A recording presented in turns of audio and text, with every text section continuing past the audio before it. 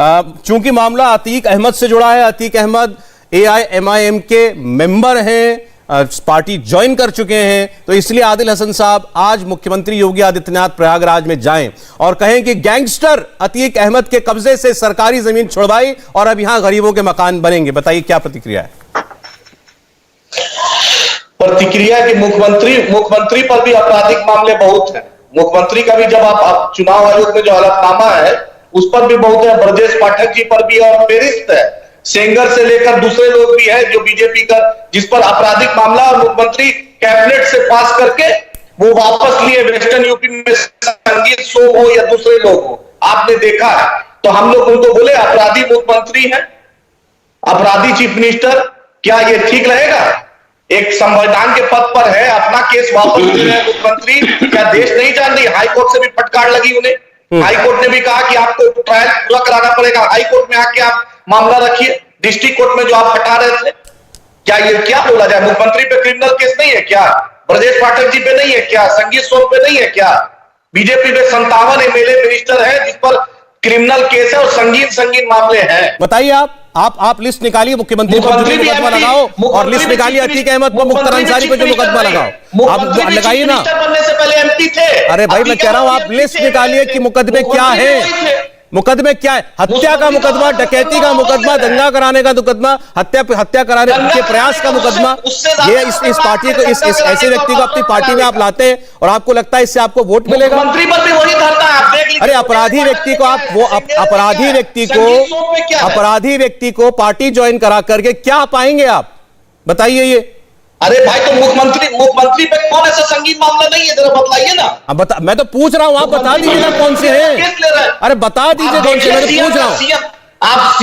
आपको सीएम का एफिडेविट अभी आपको निकाल के दिखा रहे हैं, जो उत्तर प्रदेश के मुख्यमंत्री उनका आपको दिखा रहे हैं। और मेरे राकेश जी पेशे से वकील हैं, आपको और बतला देंगे। पेशे से वकील है राकेश भाई, वो अच्छे से आपको बतलाएंगे। मुख्यमंत्री से ज्यादा इनको मुझे हैरानी इस बात की है कि अतीक अहमद की बात हुई और आपने मुख्यमंत्री की तुलना की अतीक अहमद के साथ। शिवम त्यागी।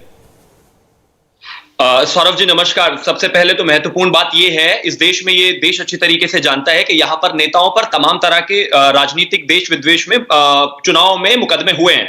इस देश में जब अमेठी में खुद कुमार विश्वास गए थे तो उनको 12 रुपए चुराने के केस में एक मुकदमा किया गया है। आप अंदाजा लगा सकते हैं कि 12 रुपए में किसी नेता पर मुकदमा करा देना।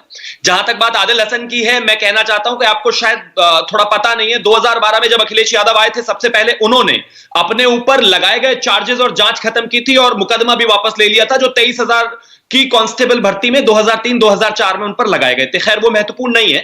महत्वपूर्ण बात यहां पर यह है कि उत्तर प्रदेश एक ऐसा प्रयोगशाला रहा है दंगाइयों की, गैंगस्टरों की, गुंडों की, कि इनकी एक पैरेलल सरकार चलती थी यहां पर। आप मानेंगे कि ये अपने एरियो के सुपर मुख्यमंत्री थे और सिर्फ अतीक अहमद और इसके अलावा यही लोग नहीं, ददुआ ठेकुआ से लेकर 2003-2004 बांदा से लेकर तमाम ऐसी जगहें हैं कि समाजवादी हो और चाहे BSP हो, उस जमाने में मुख्यमंत्री गैंगस्टरों के घर जाते थे और आज उनके घर पर JCB मशीन जाती है गिराने के लिए। मैं कहता हूं एक टोटल मॉरल चेंज हुआ है उत्तर प्रदेश में। नहीं, ओवैसी जी तो ये कहते हैं शिवम त्यागी जी कि नाम अगर अजय कुलदीप, संगीत, सुरेश कपिल होगा तो वो लोकप्रिय नेता होगा, नाम अगर मुख्तार होगा, अतीक होगा तो वो बाहुबली होगा, गैंगस्टर होगा।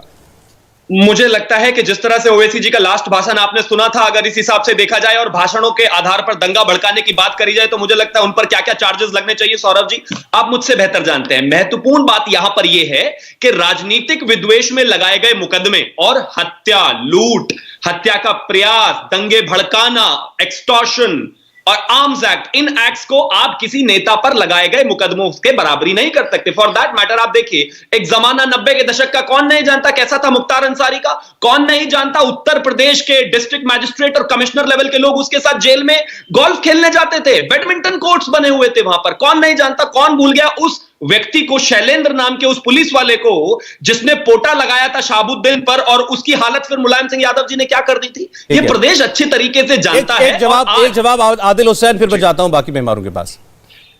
शिवम भाई, बीजेपी के लोग पर 83 केस है, ADR का देख लीजिए। ADR जो है 83 बीजेपी के, जिसमें संजीव बलियान है, सत्यपाल बघेल है, कैलाश चौधरी है, अश्विनी कुमार मुझे चौबे देखने की है। आवश्यकता नहीं है और मुझे। जो शिवम भाई बैठे हैं, सुनिए, शिवम भाई जो बैठे हैं उनके नीचे लिख दीजिए बीजेपी विश्लेषक है। क्यों लिखते हैं चैनल पे राजनीतिक विश्लेषक? अच्छा नहीं लगता है। चैनल का जो क्रेडिबिलिटी है उस पर क्वेश्चन उठता है। इंडिया टीवी हर वक्त हर जगह डाउनलोड करने के लिए सर्च करें India TV news Google play store या ऐप स्टोर पर।